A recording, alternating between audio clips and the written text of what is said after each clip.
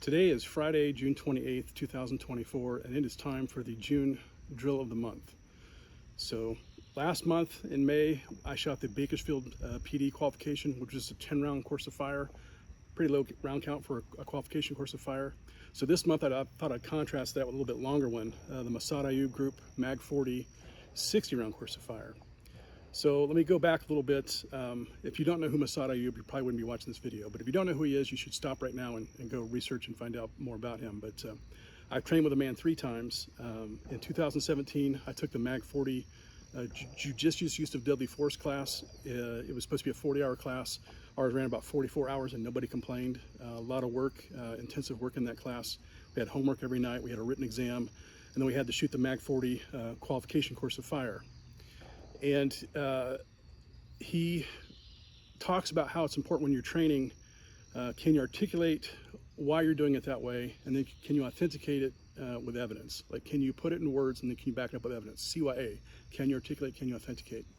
So he told us in the class that if we were ever, if we used our firearm and we were ever questioned by the authorities and he had to testify on our behalf, he was going to bring in our test scores and show the jury or the judge or the prosecutor or the grand jury the written test score that we achieved on his written test, as well as what we shot on his Mag 40 qualification course of fire. And it's 60 rounds, the maximum score is 300 points, and the minimum passing score is 75%, which is a 225. And he designed this, he's been teaching this thing for since the early 1980s, well over 40 years now.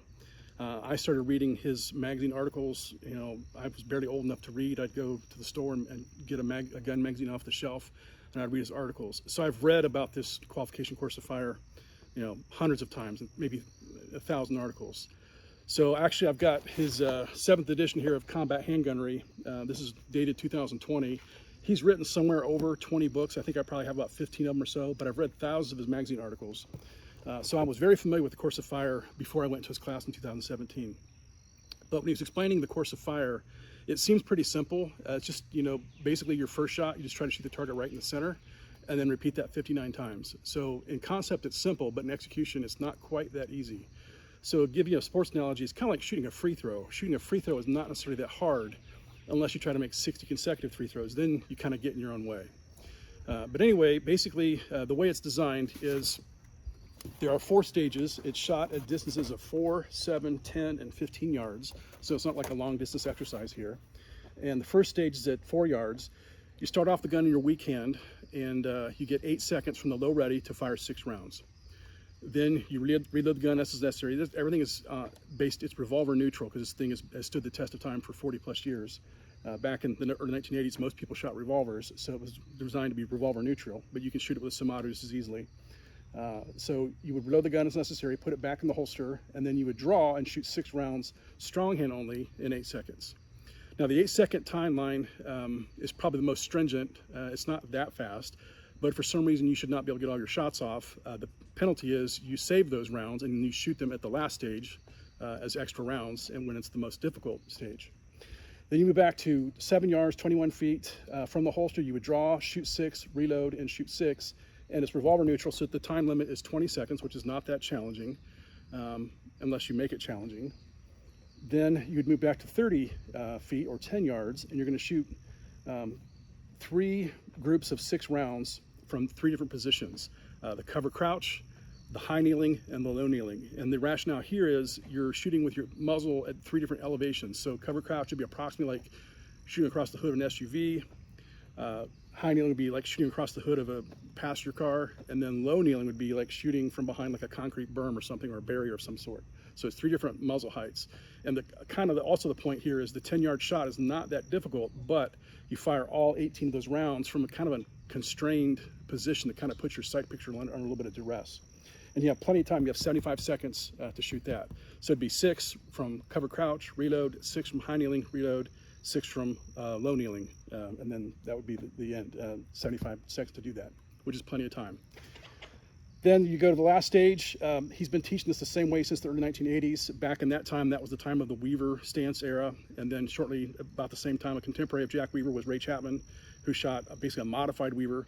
And then nowadays, most people shoot some sort of isosceles stance. So he doesn't favor one over the other, but he shows you all 3 and then you shoot all three at this longest distance of 15 yards. And you have 90 seconds to do it. But the point here, it's the most challenging distance, but no matter what stance you prefer, 2/3 of it is your non-preferred stance. So basically he's designed this so he could go to court and explain, like, it's not just a simple qualification course, it actually means something. Now, as far as the shooting goes on this, there are some draws from the holster, there is some one-handed shooting, there is some reloading, but most of this is about sights and triggers.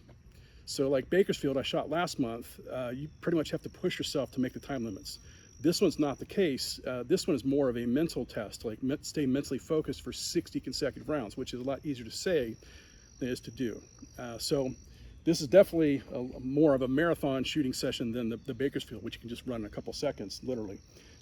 So how this happened is, I told you I've trained with him 3 times. The first time was in 2017, and I got the pleasure of watching him shoot the qualification course right in front of me, and I volunteered to load his magazines for him. So he was shooting a Springfield Range Officer 45, 1911. I stood right on his shoulder, and after he would drop a mag on the ground, I'd pick it up and reload it with 6 rounds for him. And I've read his magazine articles, like thousands of them since the early 1980s. He always gets a 300 out of 300, and it's usually the group's about the size of a softball. And I watched him just put every round right down the center, right in front of the whole class. Then in 2018, I did an 8-hour seminar with him in Ohio, just a deadly force seminar. It was just basically a classroom session. And then 2022, I went to Michigan for a deadly force instructor class, which is 40 hours. It ended up being closer to 50 hours, but nobody complained. We had a lot of homework and a written test, and we had to basically have teach-backs where we would teach part of the curriculum to the class. So anyway, how this got started is back in February, my friend Bill, as a co-instructor with me, my employer had sent him to Florida to take a mag course, the Massad Ayoob group revolver class, because the revolver, unfortunately, is kind of like shooting revolvers, kind of a lost art. So my buddy Bill had gone down there to shoot that, and then he knows that I do the drill of the month, so he says, hey, why don't you do a drill of the month with one of my revolvers, since I just came back from this revolver class. So the revolver that he loaned me is a Ruger GP100, but this is the Wiley Clapp Special Edition. So it's a little bit different. It's got a gold bead front sight. It's got a Novak style fixed rear sight. It's got a 3-inch barrel, and it's kind of a cut down version of the GP100. Now the action on this is really smooth. I don't have a trigger gauge, but I'm guessing less than 10 pounds. It's not very heavy, and it's smooth. So it's very shootable, but it's not a target gun, and I'm not a target shooter. But he said, hey, why don't you shoot this for a while? Maybe do the drill of the month. So it just so happened that in 3 weeks ago, early June, I was in a law enforcement class, and we were at the point where we were shooting the Mag 40, something I commonly do in a 40-hour class, is have them run the Mag 40 just for fun. And I thought, I'll jump on the line, and I'll set up my camera, and I'll shoot it and see how I do. Now, my buddy Bill is left-handed, so the holster that he has for this revolver that's made for it is a left-handed version, and I'm a right-handed shooter, so I borrowed a holster from one of my other guns. This is a Milt Sparks. I think the model number is actually a 200 AW, but I call it the Elmer Keith model. And if you don't know who Elmer Keith is, you really shouldn't be watching this video. This is designed for an in-frame 44 Magnum, and with the slightly smaller Ruger GP100, it fits okay, but it's not, it's not the best fit, but it fits okay. And then my speed loaders, I had some HK K-frame speed loaders, not designed for the GP100, but they worked okay. Not perfectly, but they worked okay. And for my ammunition, I shot some Specialty Cartridge by Atlanta Arms, 158 grain lead semi-wad cutter PPC match loads. So out of this gun, it's not a target revolver. I don't know what ammunition it's sighted for, but with this ammunition out of this gun, I did notice that it shot slightly high. But I'll show you my target here. So you can shoot this on about any kind of target. If an IPSC target like this, the A zone would be 5, the C zone would be 4, the D zone would be 3 points.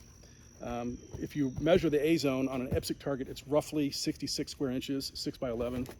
I like to shoot it on the IDPA because it's the most challenging. The IDPA, the down zero zone is an 8-inch circle. The area of a circle is roughly about 50. This area of an 8-inch circle is roughly about 50 square inches, so it's smaller than the A zone and less forgiving. So this would be worth 5. The down 1 would be worth 4 points. The down 3 would be worth 3 points. And you can shoot for score. The minimum passing score would be 225 if you make all the time limits. So I shot this with the GP100. It was 3 weeks ago I shot it. And yes, I got one that's down low here, and that basically was my fault, and I plowed the muzzle. So I talked about this before, there's time and there's timing. So for each given stage, you've got a certain amount of time to shoot it, which really isn't a problem. Then you've got timing, like using the amount of time that you have efficiently. So some of these, like 6 rounds in 8 seconds, you can't really dawdle. You'd have to go super fast, but you can't really dawdle. But then, 18 rounds in 75 seconds, even the revolver with speed loaders, it doesn't take 75 seconds, but there would be no point to try to shoot it in 10 seconds or even 20 seconds. So how much time do I want to take? So give you a little another sports analogy here. If I had a 3-foot putt that I had to make playing golf, the longer I stand over that putt, once I get lined up, the longer I stand over it, the less likely I'm going to make it. So once I get lined up, I just need to go. So when you're trying to slow down, if you slow down too much, it actually works against you. If you try to go too fast, that works against you too. So it's like, how much time do I need to make the best shot I can make on this particular shot?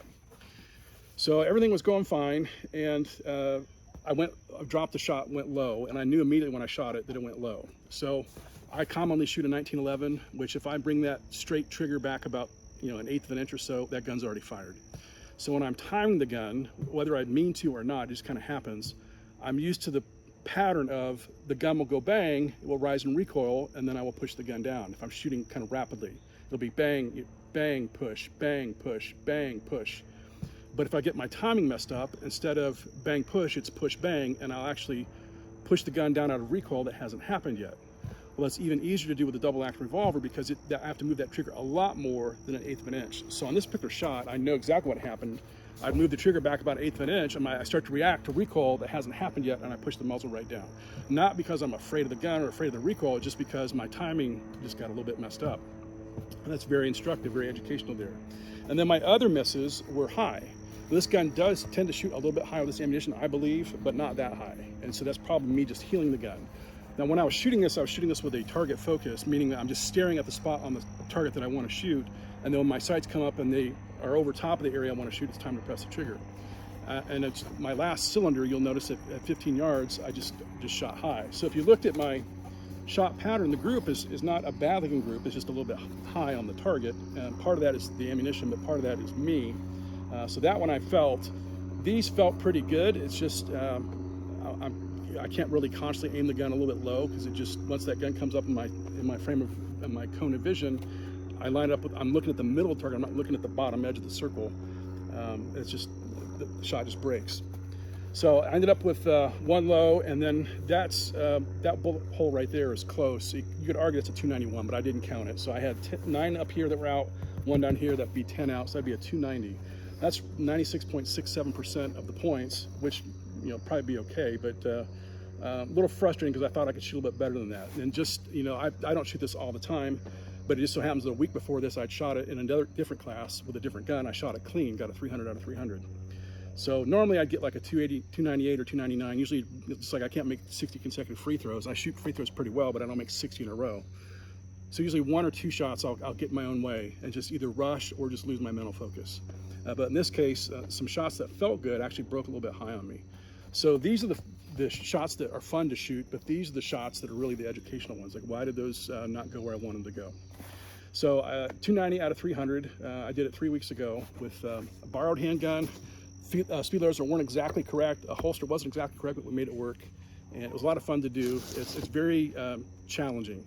So even though most shooters, if you ask them which one's harder, the Bakersfield PD or the Mag 40, it's, oh, the Bakersfield's much harder.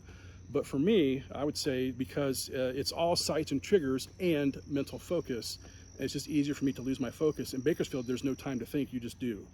Mag 40, there's some time there you can actually think about what you're doing, and you can kind of get in your own way if you're not careful.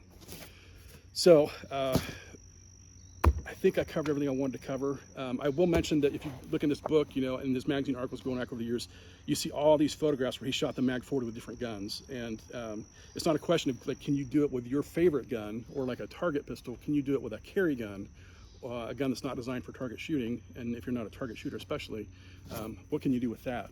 So borrowed gun, shooting it all double action, which I've shot double action I have double action revolvers. I've shot them.